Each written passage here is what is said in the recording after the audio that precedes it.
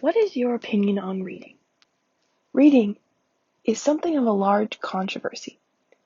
Even if someone read when they were little, they may now cringe at the idea of even picking up a book. Whether you like reading now or not, you must likely know someone who has the opposite opinion of you. For example, I love reading a lot, but my two best friends would never be caught red-handed with a book. With such diversity just on the topic of reading, it can be difficult to convince non-readers of the masses of benefits that become those who invest in literature. Presentation is by Bailey O'Donnell for Composition 2. In this presentation, I will explore the benefits of reading and what results of continued literacy, no matter the age.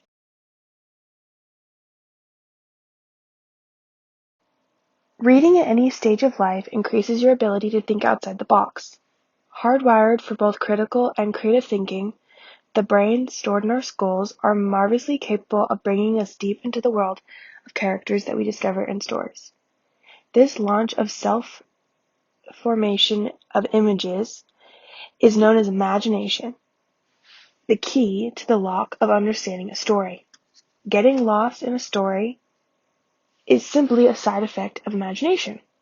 Reading grows your ability to imagine and form things in your mind. Before one can begin using reading as a method to grow imagination, it first needs to be defined. Imagination, according to the Stanford Encyclopedia of Philosophy, is representing without aiming at things as they actually, presently, and subjectively are. In more tangible definition, this means being able to form conclusions without actually believing that is the case. There are no age limit for imagination. It is only limited by your willingness to use and grow the skill. Immanuel Kant adds another layer to this definition when he described imagination as the conduit between sensuousness and intellect.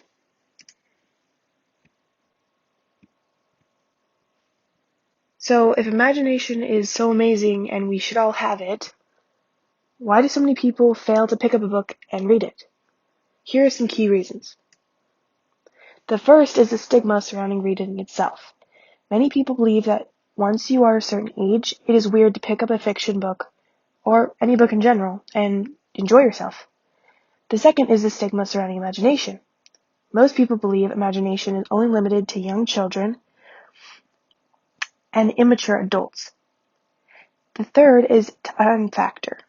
There are some, especially college students, who believe they do not have the time to read for the enjoyment and advancement of their minds.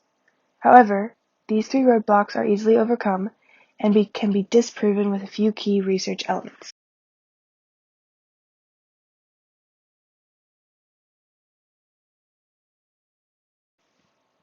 The ability to imagine is linked to so many important parts of our world that we would be very lost without it. But if it is so integrated, where is it actually being used? The World Literacy Foundation says that without imagination, people wouldn't be able to come up with new inventions and new ideas to help advance society. Think about this in terms of reading. The average fiction book has some sort of world-building element that places the reader directly inside the story, whether or not the world actually existed. Worlds such as Narnia, or 19th century England, Hogwarts, 1776 America, or Camp Half-Blood have already been visualized by over 180 million people in the United States alone, not just by the stories that they have read. Think about that. We have never visited those worlds, yet we are able to depict them in our minds. Think about what could be accomplished in real life with those impressive skills of visualization. Imagination not only allows us to push the boundaries of our knowledge, it helps us to continue learning. Reading has and forever will prepare us for success in a structured learning environment, according to the Northern Virginia Family Service. If we were to be successful college students, and even successful business people, reading and imagination are necessary and underrated skills. Many adults can claim that they were avid readers as children, especially with the plethora of reading programs offered in public schools and other organizations around the world. However, reading to prompt imagination is not a once-and-done skill.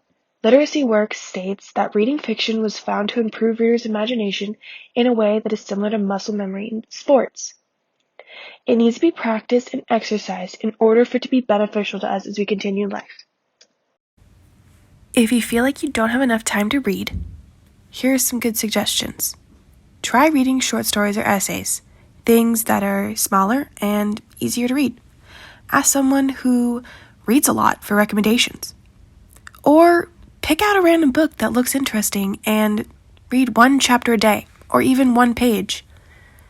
Just do some simple things to start getting you on the path of reading. Imagination is clearly vital for a well-functioning society. No matter what age you are, you can improve the world around you with simple steps of reading a book. Don't let the task be daunting. Start small if you must, but it is clear to see the major impact you can have if you simply open your mind to the world within the pages. Thank you so much for listening to my presentation. I hope this inspired you to read and be more imaginative. So, grab a book and crack it open. We have nothing to lose but imagination to gain.